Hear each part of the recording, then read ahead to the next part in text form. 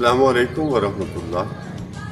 یہ مہینہ صرف کیلنڈر کا ورق نہیں، یہ قوم کی روح میں پیوست ایک تاریخ ہے۔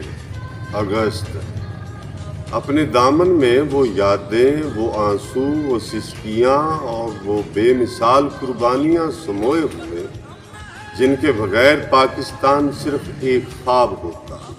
آج 2 اگست ہے اور یہ ماہ پاکستان ہمیں مسلسل پکار رہا ہے کہ مت بھولو ان ماؤں کو جنہوں نے ممتا کی آغوش قربان کی، ان بہنوں کو جن کی چادریں نظریہ کی بنیاد بنی، ان بیٹیوں کو جن کی عصمتیں دیوار وفا بن گئی، اور ان باپوں کو جن کی غیرت و حمیت نے یہ سرزمین رقم دی۔ آزادی کسی جشن کا نام نہیں بلکہ ذمہ داری کا نام، ایک عہد، ایک مسلسل امتحان ہے۔